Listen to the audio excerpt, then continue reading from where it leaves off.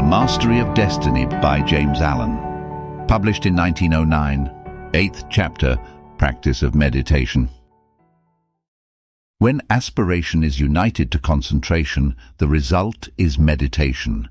When a man intensely desires to reach and realize a higher, purer, and more radiant life than the merely worldly and pleasure-loving life, he engages in aspiration, and when he earnestly concentrates his thoughts upon the finding of that life, he practices meditation.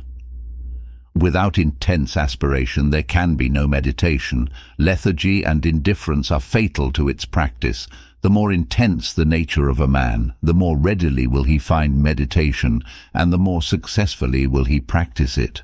A fiery nature will most rapidly scale the heights of truth in meditation when its aspirations have become sufficiently awakened. Concentration is necessary to worldly success. Meditation is necessary to spiritual success. Worldly skill and knowledge are acquired by concentration. Spiritual skill and knowledge are acquired by meditation. By concentration a man can scale the highest heights of genius, but he cannot scale the heavenly heights of truth. To accomplish this, he must meditate. By concentration, a man may acquire the wonderful comprehension and vast power of a Caesar. By meditation, he may reach the divine wisdom and perfect peace of a Buddha. The perfection of concentration is power. The perfection of meditation is wisdom. By concentration, men acquire skill in the doing of the things of life, in science, art, tea, trade, etc. But by meditation, they acquire skill in life itself, in right living, enlightenment, wisdom, etc. Saints, sages, saviors, wise men, and divine teachers are the finished products of holy meditation. The 4 stages in concentration are brought into play in meditation, the difference between the 2 powers being one of direction and not of nature. Meditation is therefore spiritual concentration, the bringing of the mind to a focus in its search for the divine knowledge, the divine life, the intense dwelling in thought on truth. Thus, a man aspires to know and realize above all things else the truth. He then gives attention to conduct, to life, to self-purification. Giving attention to these things, he passes into serious contemplation of the facts, problems, and mystery of life.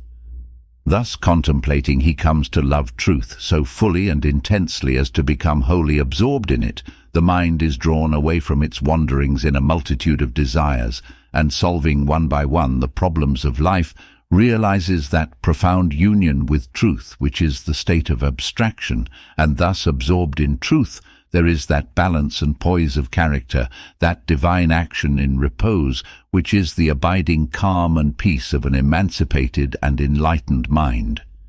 Meditation is more difficult to practice than concentration because it involves a much more severe self-discipline than that which obtains in concentration. A man can practice concentration without purifying his heart and life, whereas the process of purification is inseparable from meditation.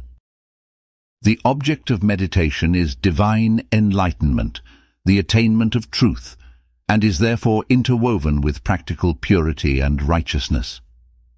Thus, while at first the time spent in actual meditation is short, perhaps only half an hour in the early morning, the knowledge gained in that half hour of vivid aspiration and concentrated thought is embodied in practice during the whole day. In meditation, therefore, the entire life of a man is involved, and as he advances in its practice he becomes more and more fitted to perform the duties of life in the circumstances in which he may be placed, for he becomes stronger, more holier, calmer, and wiser. The principle of meditation is twofold, namely, 1. Purification of the heart by repetitive thought on pure things. 2. Attainment of divine knowledge by embodying such purity in practical life. Man is a thought being, and his life and character are determined by the thoughts in which he habitually dwells. By practice, association and habit, thoughts tend to repeat themselves with greater and greater ease and frequency, and so fix the character in a given direction by producing that automatic action which is called habit. By daily dwelling upon pure thought, the man of meditation forms the habit of pure and enlightened thinking, which leads to pure and enlightened actions and well-performed duties. By the ceaseless repetition of pure thoughts, he at last becomes one with those thoughts, and is a purified being, manifesting his attainment in pure actions in a serene and wise life. The majority of men live in a series of conflicting desires, passions, emotions, and speculations, and there are restlessness, uncertainty, and sorrow. But when a man begins to train his mind in meditation, he gradually gains control over this inward conflict by bringing his thoughts to a focus upon a central principle. In this way, the old habits of impure and erroneous thought and action are broken up, and the new habits of pure and enlightened thought and action are formed. The man becomes more and more reconciled to truth, and there is increasing harmony and insight, a growing perfection and peace. A powerful and lofty aspiration towards truth is always accompanied with a keen sense of the sorrow and brevity and mystery of life, and until this condition of mind is reached, meditation is impossible. Merely musing or whiling away the time in idle dreaming, habits to which the word meditation is frequently applied, are very far removed from meditation in the lofty spiritual sense which we attach to that condition. There are certain signs by which one can know whether he is engaging in reverie or meditation. The indications of reverie are: 1. A desire to avoid exertion. 2. A desire to experience the pleasures of dreaming. 3. An increasing distaste for one's worldly duties. 4. A desire to shirk one's worldly responsibilities. 5. Fear of consequences. 6. A wish to get money with as little effort as possible. 7. Lack of self-control. The indications of meditation are: 1. Increase of both physical and mental energy. 2. A strenuous striving after wisdom. 3. A decrease of irksomeness in the performance of duty. 4. A fixed determination to faithfully fulfill all worldly responsibilities. 5. Freedom from fear. 6. Indifference to riches. 7. Possession of self-control. There are certain times, places, and conditions in and under which it is impossible to meditate, others wherein it is difficult to meditate, and others wherein meditation is rendered more accessible. And these, which should be known and carefully observed, are as follows. Times, places, and conditions in which meditation is impossible: 1. At or immediately after meals. 2. In places of pleasure. 3. In crowded places. 4. While walking rapidly. 5. While lying in bed in the morning. 6. While smoking. 7. While lying on a couch or bed for physical or mental relaxation. Times, places, and conditions in which meditation is difficult: 1. At night. 2. In a luxuriously furnished room. 3. While sitting on a soft, yielding seat. 4. While wearing gay clothing. 5. When in company. 6. When the body is weary. 7. If the body is given too much food. Times, places, and conditions in which it is best to meditate: 1. Very early in the morning. 2. Immediately before meals. 3. In solitude.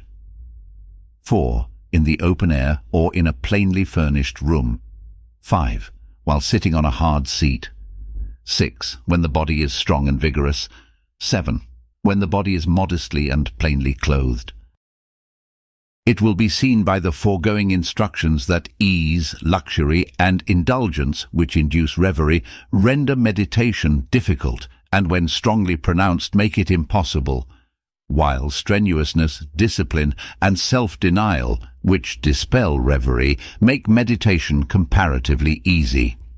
The body, too, should be neither overfed nor starved, neither in rags nor flauntingly clothed.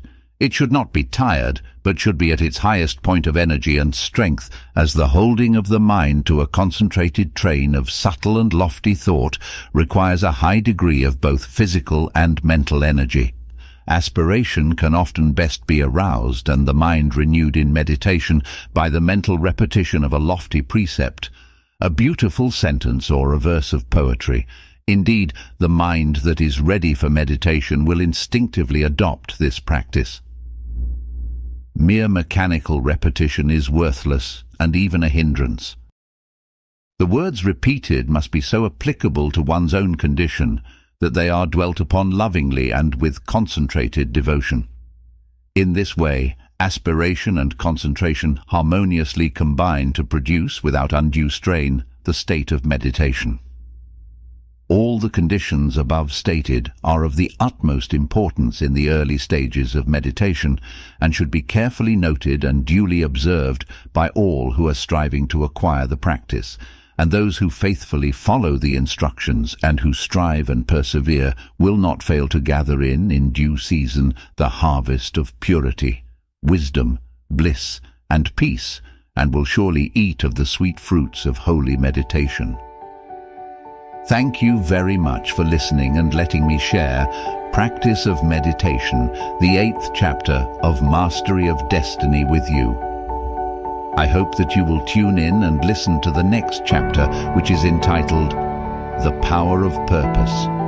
If you have enjoyed this presentation and would like to hear others, please like, share, subscribe, and please leave a comment letting us know what made an impression or is of interest to you for future presentations. Thank you so much.